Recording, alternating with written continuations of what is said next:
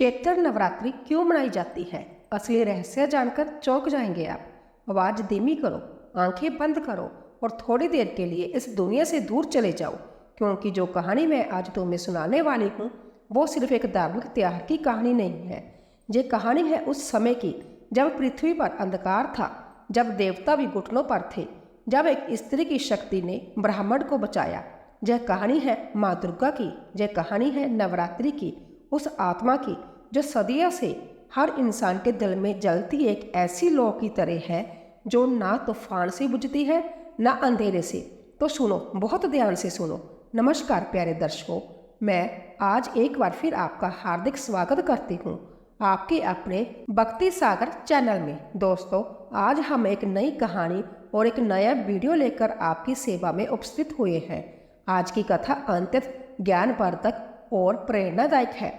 कथा शुरू करने से पहले और हमारे चैनल को सब्सक्राइब करें और कमेंट में जय माता लिखकर अपना समर्थन दें। तो आइए बिना किसी विलंब आरंभ करते हैं आज की प्रेरणादायक कथा। कोई हजारों साल पहले की बात है। महिषासुर एक महाशक्तिशाली दानव था। उसके पिता रंबासुर थे, जो खुद एक पराक्रमी असुर थे। लेकिन महिषासुर में जो था वह सिर्फ शक्ति नहीं थी, उसमें था एक अहंकार, एक जिद, एक ऐसी भूख जो कभी नहीं बढ़ती। उसने सोचा, अगर मुझे सबसे ताकतवर बनना है तो मुझे ब्रह्मा जी से वरदान लेना होगा। वो हिमालय की सबसे ऊंची चोटी पर गया। वहां उसने कठोर तपस्या शुरू की।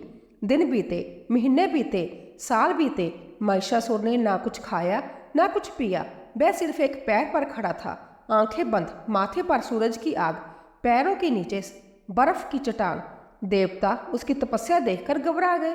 उन्होंने ब्रह्मा जी से कहा, हे प्रभु, इस दानव की तपस्या रोको, इसे वरदान मत दो। लेकिन ब्रह्मा जी बोले, जो सच्चे मन से तपस्या करता है उसे वरदान मिलना ही चाहिए। यह सृष्टि का नियम है।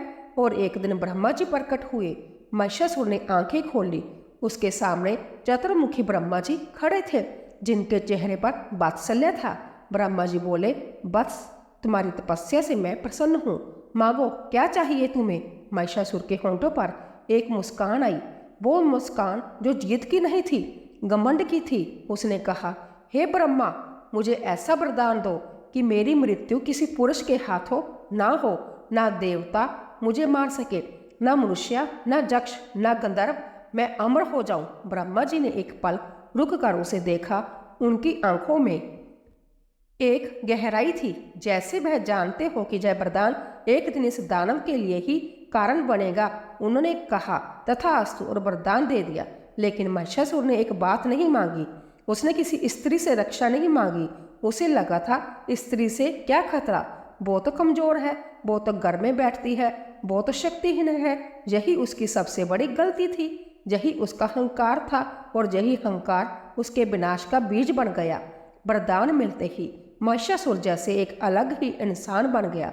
उसके अंदर एक आंख जल उठी, एक अजीब नशा, एक ऐसा भ्रम कि अब वो सब कुछ कर सकता है। उसने अपनी सेना तैयार की, लाखों असुर, योद्धा, महाकाया, भयानक, क्रूर। उसने हर दिशा में अपनी सेना भेजी। पहले उसने पृथ्वी लोक पर कब्जा किया, फिर पाताल लोक, फिर उसकी नजर स्वर्ग पर पड़ी। इंद्रदेव स्वर्ग के राजा थे। उनके पास अमरावती थी, देवताओं का वह नगर, जहाँ हमेशा बसंत रहता था, जहाँ हमेशा फूल खिलते थे, जहाँ हमेशा संगीत गूंजता था। महिषासुर ने स्वर्ग के द्वार पर दस्तक दी। इंद्र ने अपनी सेना को रोकने के लिए भेजा। देवताओं ने पूरी ताकत लगाई। इंद्र ने खुद अपना वज्र उठाया, लेकिन महिषासुर अजय था। वरदान की ताकत से उसने देवताओं को धूल चटा दी। इंद्र का वज्र टूट गया, वरुण देव का पाश कट गया, अग्निदेव बुझ गए, जमदेव पीछे हट गए। और फिर वो पल आया जो देवताओं के लिए सबसे दर्दनाक था। महिषासुर अमरावती के सिंहासन पर बैठ गया।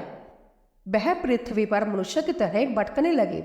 यह अपमान था। यह सिर्फ शक्ति की हार नहीं थी, यह धर्म की हार थी, यह अन्याय की हार थी।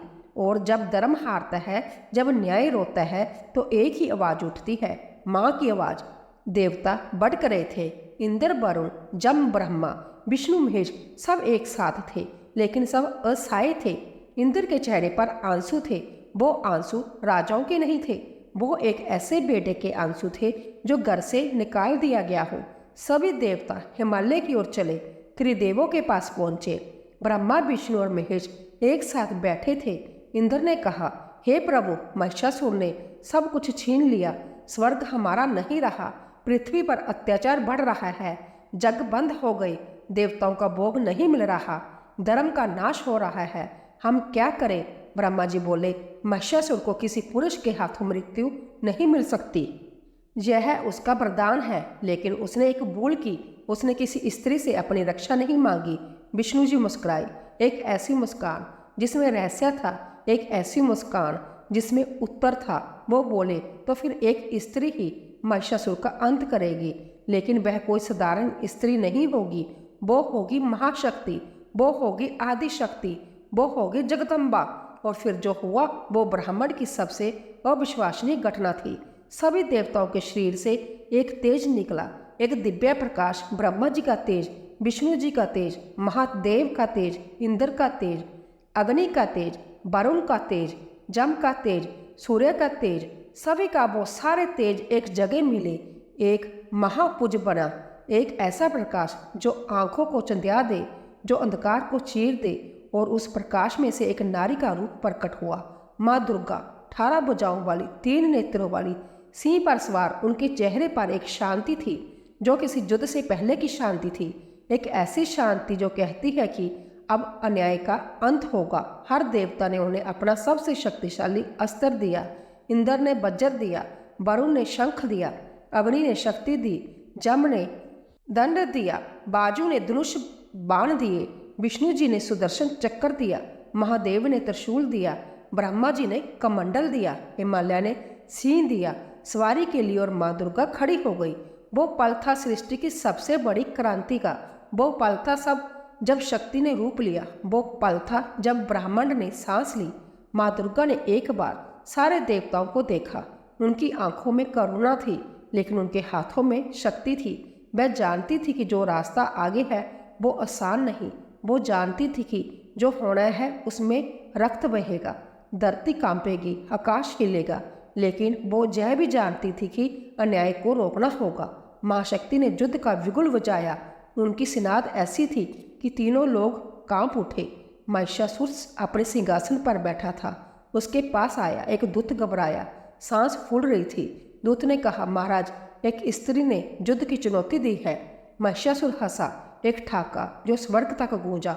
उसने कहा, एक स्त्री, क्या मजाक है यह? जाओ उसे कह दो कि मेरे साथ विवाह कर ले, युद्ध क्यों करे? दूत ने कहा, महाराज, वो कोई साधारण स्त्री नहीं है, वो सभी देवताओं के तेज से बनी है, 18 भुजाएं हैं उनकी, सिंह पर सवार है वो। महिषासुर ने एक बार और हंसा, लेकिन इस बार उसकी हंसी में थोड़ी घबराहट थी।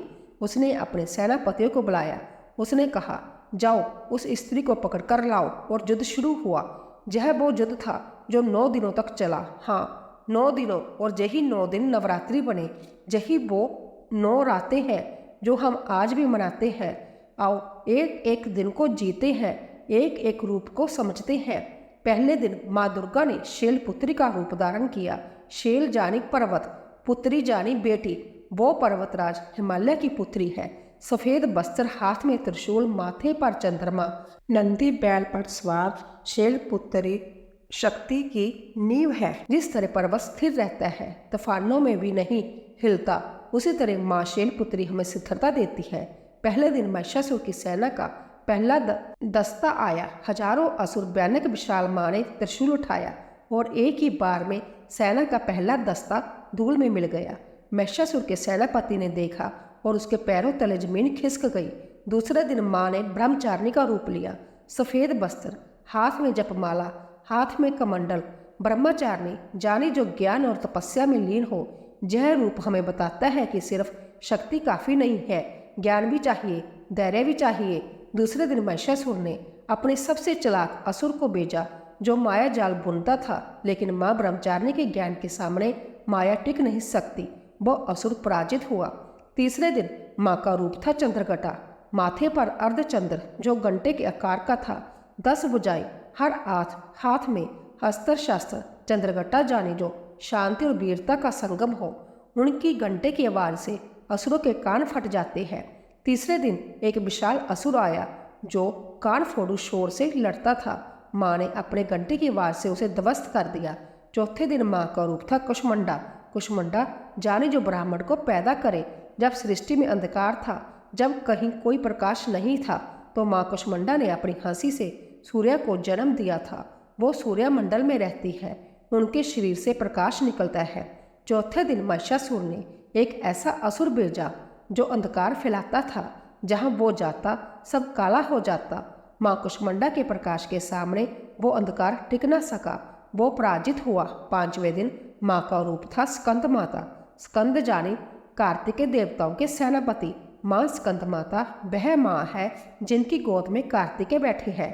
यह रूप में हमें माँ की ममता दिखाता है, लेकिन जब जरूरत पड़ती है तो वही ममताई माँ सबसे खतरनाक योद्धा बन जाती है।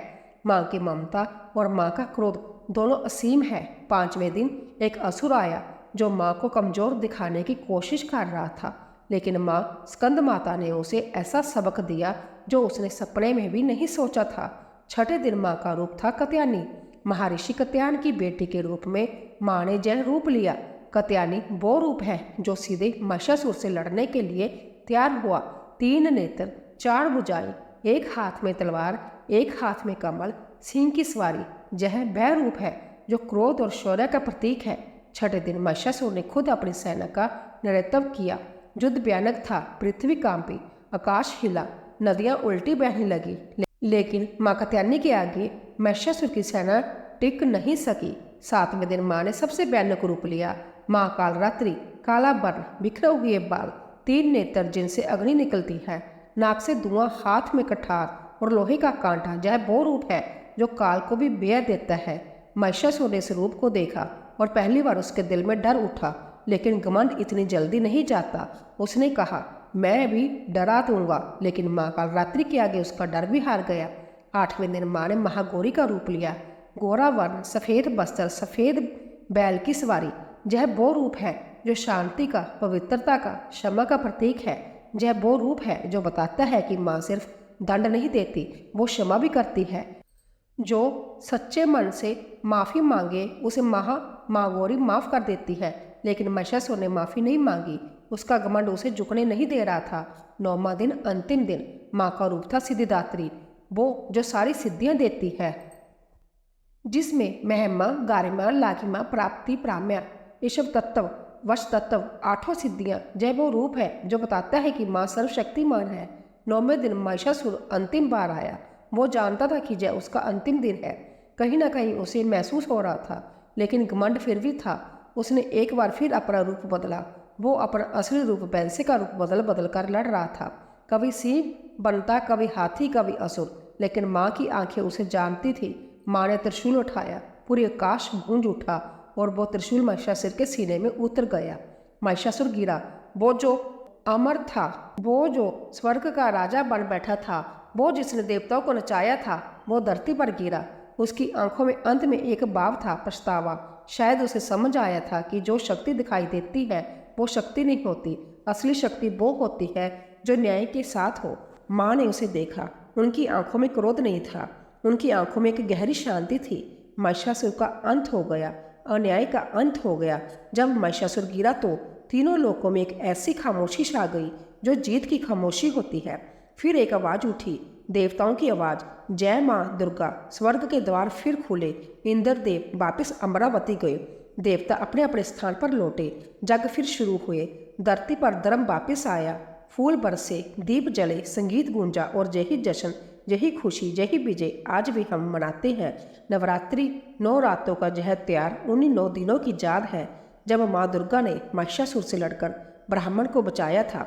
लेकिन यहीं पर एक सवाल उठता है, नवरात्रि तो साल में 2 बार आती है, तो चैत्र नवरात्रि खास क्यों है? ये सवाल बहुत गहरा है और इसका जवाब इससे भी गहरा है। चैत्र जाने हिंदू कैलेंडर का पहला महीना। जब चैत्र शुक्ल प्रतिपदा आती है तो हिंदू नववर्ष शुरू होता है। सोचो एक पल के लिए, जब साल की शुरुआत होती है तो हमें क्या करते हैं? हम माँ को याद करते हैं, हम माँ से आशीर्वाद मांगते हैं, क्योंकि हर शुरुआत में माँ होनी चाहिए। हर नई यात्रा में माँ का हाथ होना चाहिए। यह एक गहरा सत्य है जो हमारे पूर्वजों ने समझा था। लेकिन चैत्र नवरात्रि का एक और रहस्य है, एक ऐसा रहस्य जो बहुत कम लोग जानते हैं। वो रहस्य है भगवान राम का। हाँ, भगवान राम। रामायण में लिखा है कि जब रावण ने माता सीता का अपहरण किया था तो भगवान राम ने रावण से युद्ध करने से पहले एक काम किया। उन्होंने माँ दुर्गा की पूजा की। चैत्र नवरात्रि में 9 दिन तक ऋषि अगस्त्य ने भगवान राम को आदित्य हृदय का पाठ करने से पहले यह बताया था कि पहले माँ दुर्गा का आशीर्वाद लो, तब जाकर रावण पर विजय मिलेगी। भगवान राम ने चैत्र नवरात्रि के 9 दिन माँ दुर्गा की पूजा की, इसीलिए रामनवमी नवरात्रि के बाद आती है। यह एक आध्यात्मिक सत्य है। माँ की पूजा के बाद ही विजय मिलती है। माँ का आशीर्वाद लिए बिना कोई भी युद्ध नहीं जीता जा सकता। यह सिर्फ एक धार्मिक बात नहीं है, यह जीवन का एक सत्य है। जब भी हम किसी कठिन काम की शुरुआत करते हैं, हम माँ को याद करते हैं। यही चैत्र नवरात्रि का सबसे गहरा संदेश है। यह कहानी खत्म हुई, लेकिन माँ की कहानी कभी खत्म नहीं होती। जब भी जिंदगी में अंधेरा हो, माँ को याद करो। जब भी जिंदगी में महिषासुर आए, माँ की शरण में जाओ। जब भी जिंदगी में बसंत आए, माँ का शुक्रिया करो, क्योंकि माँ सदा थी, माँ सदा है, माँ सदा रहेगी। नवरात्रि मुबारक हो। जय माँ दुर्गा।